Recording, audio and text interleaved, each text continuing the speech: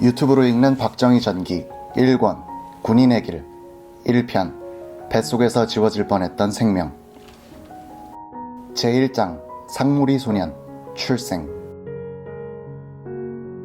1979년 10월 27일 새벽 3시 반 청와대 본관. 여기저기서 흐느끼는 소리가 들리는 가운데 한 할머니가 현관으로 들어오자마자 엎어졌다. 할머니는 빈속까지 엉금엉금 기어가면서 통곡을 하고 있었다. 아이고 정희야, 네가 이게 웃잔 일이고. 박정희보다 4살 위의 누님 박재희, 당시 66세였다. 동생은 그때 양복을 입고 넥타이를 맨 정장으로 잠자듯 관 속에 누워 있었습니다. 머리에 총상이 없었다면 금방이라도 일어날 것 같이 편안한 표정이었습니다. 시신을 덮은 태극기가 너무 작아 발이 나와요. 큰 것을 가져오라고 시킨 뒤 다리를 만져보니 아직도 굳지 않았더군요. 원통하고 정치는 안 해야지 하고 생각했습니다. 박정희의 출생과 죽음을 다 목격했던 박재희 할머니는 1987년 10월 6일 서울시 서대문구 청천동의 2층 주택에서 기자에게 이렇게 얘기했다. 며느리 둘을 보신 어머님이 동생을 임신하셨을 때는 귀희 언니가 형부 은응표 씨와 결혼한 뒤였습니다. 언니는 정희가 태어나던 해에 딸을 낳았죠. 그러므로 45세 임신한 어머니는 딸과 함께 아기를 뵌 것을 퍽 부끄럽게 생각한 것 같습니다. 그때는 또 집안이 원체 가난하여 식구가 하나 더 느는 것이 큰일이었습니다. 그래서 어머니는 아기를 지우려고 백방으로 애를 쓰셨습니다. 시골 사람들이 흔히 쓰는 방식대로 간장을 한 사발이나 마시고 알아 누우시고 밀기유를 끓여서 마셨다가 까무러치기도 했답니다. 섬돌에서 뛰어내려 보기도 하고 장작더미 위에서 곤두박질 쳐보기도 했더랍니다. 아무리 해도 안 되니까 수양버들 강아지의 뿌리를 다려 마시고는 정신을 잃어버렸대요. 정신을 다시 차리고 보니 뱃속의 아기가 놀지 않더랍니다. 이제 됐구나 하고 생각했는데 며칠 지나니까 또 놀더래요. 그 뒤 어머니는 일부러 디딜방아에 머리를 배에다 대고 뒤로 자빠져 버렸어요. 낙태를 시키려고 스스로 방아에 깔려버린 것이죠.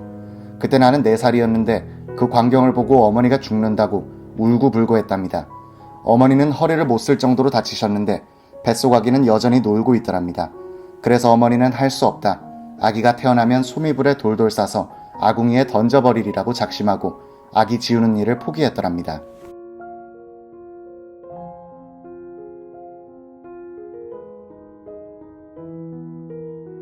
박재희의 증언에 등장하는 어머니와 같은 시기에 임신한 딸은 박정희의 큰누님 박귀희를 가리킨다. 박귀희의 아들 은희만이 어머니로부터 들은 이야기는 이러했다. 한 번은 내가 친정에 다니러 갔는데 어머니께서 누구한테도 말을 못하시겠다면서 임신한 사실을 나에게 털어놓으시는 거야. 어머니와 나는 뒷동산에 올라갔단다. 나는 어머니가 다치실 때를 대비하기 위해 낮은 데 서 있었지. 어머니는 높은 데서 몇 번이나 뛰어내렸어. 한 번은 내가 어머니를 부축하다가 엉켜서 뒹굴기도 했단다. 정희가 태어나기 열흘 전에 나는 큰딸 복남 이를 낳았다. 다시 박정희의 누님 박재희의 추억은 계속된다. 동생 정희가 태어나던 날의 기억은 어제 일처럼 생생합니다. 그날 저는 혼자 마당에서 놀고 있었습니다. 갑자기 어머니 생각이 나서 엄마야 하고 찾아봐도 안 보여요. 방문을 열어보니까 어머니는 이불을 덮어쓴 채 끙끙 앓고 계셨습니다. 나는 어머니가 또 아기 지우는 약을 먹고 그러시는 줄 알고 겁이 나서 아버지를 찾으러 논으로 뛰었습니다. 아버지가 만들어주신 꽃신을 신고 달렸습니다. 돌밭에 넘어져 발등에서 피가 솟구치는 것도 아랑곳하지 않고 한 5리는 뛰었을 거예요. 숨이 차서 헐떡거리니 나락을 베고 계시던 아버지가 보시고 얼른 논에서 나오시더니 대님을 풀어서 저의 상처를 동여맨 뒤 나를 업고서 집으로 오셨습니다.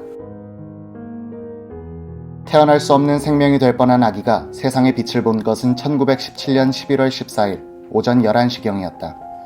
삽장문을 들어서는데 울음소리가 들리더군요. 아버지와 함께 방으로 뛰어들어갔습니다. 어머니는 혼자 아기를 씻어 옆에 뉘어놓고 당신도 기진맥진해 있었습니다. 아기가 새빨갛고 꼬물꼬물하던 것이 예쁘게 보였다고 기억이 납니다.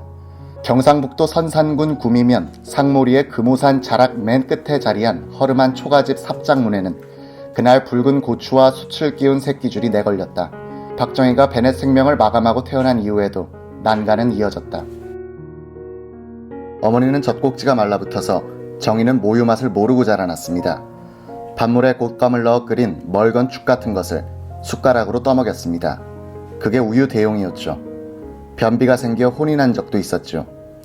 박재희 이 말을 뒷받침하는 것은 아들 의리만에게 한 박정희의 큰누님 박귀희의 생전 수레이다. 딸을 낳은 뒤에 산후조리를 하고 친정에 갔더니 정희가 태어났더구나. 어머니는 젖이 나오지 않아 내가 정희에게 젖을 물려주었단다. 시집에서 나와 낙동강을 배로 건너서 30분만 걸으면 친정에 도착할 수가 있어. 나는 젖을 먹여주려고 자주 상무리에 갔었지. 다시 박제희의 증언. 정희가 2살 때 아직 기어다닐 적인데 어머니가 정희를 큰형님에게 맡겨놓고 출타를 하셨어요. 형님은 바느질을 하고 계셨던 것 같은데 정희가 기어다니다가 문지방 아래로 굴러떨어졌어요. 그 아래로는 화로가 놓여 있었는데 정희는 벌건 화로에 처박히면서 한 바퀴 굴렀어요. 시뻘건 숯을 온몸에 뒤집어 쓰고 말았죠. 머리카락과 눈썹이 다 탔어요. 형님과 나는 정희의 얼굴에서 숯을 털어내고 입속에 들어간 숯을 끄집어내는데 정신이 팔려 양쪽 저고리에 소매에 불이 붙어 타들어가는 것을 뒤늦게 알았어요. 저고리를 찢다시피 하여 불을 껐는데 양쪽 팔뚝에 심한 화상을 입었습니다. 아버지는 황토를 물에 지디겨 상처에다 바르고는 배 조각으로 감아놓았어요. 화기가 빠지고 한 달 만에 겨우 딱지가 앉았는데 그때의 화상 흉터는 정희가 죽을 때까지 남아있어 소매가 짧은 옷을 잘 입지 않았죠. 이 사건 뒤에 뽀얗던 정희가 까무잡잡하게 되더군요. 제1장 상무리 소년. 아버지 박성빈.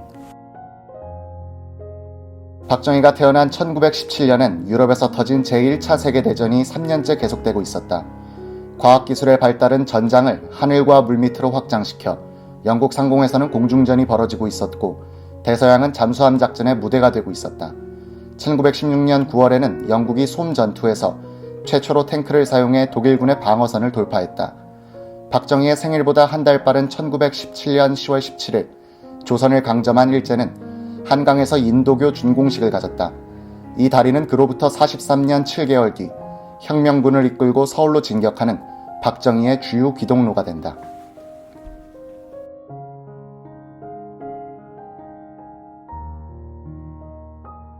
박정희가 태어나기 일주일 전인 11월 7일엔 레닌이 볼셰비키 혁명을 성공시켰다. 전쟁과 혁명이 세계를 진동시키는 가운데 어렵게 태어난 한 생명이 한반도와 한민족의 운명을 바꾸는 주인공이 될지를 누가 짐작이나 했겠는가. 박정희가 태어났을 때 이 가난한 가족의 구성원은 부모와 5남이녀였다. 아버지 박성빈, 당시 만 46세, 어머니 백남희, 45세, 장남 박동희, 22세, 차남 박무희, 19세, 장녀 박귀희, 15세, 삼남 박상희, 11세, 사남 박한생, 7세, 차녀 박재희, 5세, 오남 박정희, 동희, 무희 두 형은 장가를 간 뒤였고 귀희도 강 건너 마을로 시집을 가서 살고 있었다. 박정희는 나의 소년 시절이란 글에서 아버지에 대해 이렇게 썼다. 이 글은 1970년 4월 26일 청와대 김종신 공보관에게 대통령이 써준 것이다. 김씨가 박정희의 전기를 쓰겠다고 미주알 고주알 물으니까 자신의 기억을 되살린 것이다. 선친께서는 소시의 무과에 합격하여 효력부일한 벼슬까지 받은 바 있으나 원래 성격이 호방한 데다가 당시 조선조 만렵 세도정치와 부패정치의 환멸을 느끼고 반항도 하여 20대에는 동학혁명에도 가담하였다 체포돼 처형 직전에 천운으로 사면돼 구명하라 했다고 한다. 어릴 때 어머니께서 가끔 이야기를 하시면서 그때 아버지께서 처형됐더라면 너는 이 세상에 태어나지도 않았을 것이라 하는 옛 이야기를 하시는 것을 들었으나 그때는 어리고 철이 없어서 그 얘기 내용을 잘못 알아들었고 또 자세히 물어보지도 못했다. 그 후부터 선친께서는 가사에도 관심이 적고 호주로 소일하면서 이래저래 가산을 거의 탕진하게 되니 가세가 나날이 기울어지고 하는 수 없이 외가의 선산인 상모동의 위토를 소작하기로 하고 외가의 양해를 얻어 칠곡군 양목에서 선산군 상모동으로 솔가하여 이사를 하게 되었다. 이 해가 바로 내가 태어나기 전 해인 1916년이다. 박정희 바로 위 누님 박재희는 이렇게 기억하고 있다. 아버지는 벼슬을 하시겠다고 전답을 팔아서 서울에 자주 올라가셨다고 합니다. 그래서 가산을 많이 날렸다고 들었습니다. 동학군에 가담했다가 살아나오셨는데 워낙 말씀을 잘하셨기 때문이랍니다. 300명 중 혼자서 살아나셨다는 거예요. 다시 박정희의 증언, 나의 소년 시절. 아버지는 쾌활하고 호담하였으며 두주불사, 소시의 성주 어느 산길을 밤에 혼자서 지나다 범을 만나서 길에 앉아 담배를 피우며 부싯돌을 치니 섬광이 튀자 범이 사라지더라는 이야기를 들은 적이 있음. 담대하였다고 느껴진다. 칠곡군 양목에 계시는 외삼촌이 가끔 오신다. 어머니의 바로 아래 남동생이다. 한학자이며 양목에서 서당을 차려놓고 동리 아이들에게 한문을 가르쳤다. 아버지와는 천안 매부간이라 유달리 다정하면서도 두 분이 다 고집이 센 분이라 옛날 이야기를 하다가는 때로는 서로 언쟁을 할 때도 있었다. 어릴 때 이것을 옆에서 본 나는 저렇게 연세가 많고 점잖은 분들이 저런 문제를 가지고 저처럼 서로 고집을 피우는가 하고 우습기도 하고 따분할 때도 있었다. 1938년에 67세로 작고한 박성빈에 대한 1차적 증언을 모아보면 이 사람의 풍모와 성격이 대강 떠오른다. 박성빈의 차남 무희의 장남인 박재석 75세 전 국제전기 회장에 비친 할아버지. 검은 수염을 길게 기르셨던 김병태 어른과는 둘도 없는 친구였습니다. 두 분은 하루가 멀다 하고 아랫마을 반마로 내려가서 밤늦게까지 막걸리에 절어 집으로 돌아오시곤 했죠. 한 손엔 언제나 작대기를 쥐고 다니셨습니다. 제가 7살쯤 되었을 때입니다. 밤이 늦었을 무렵입니다. 전기가 안 들어오는 마을이니 모두 일찍 잠들었을 때입니다.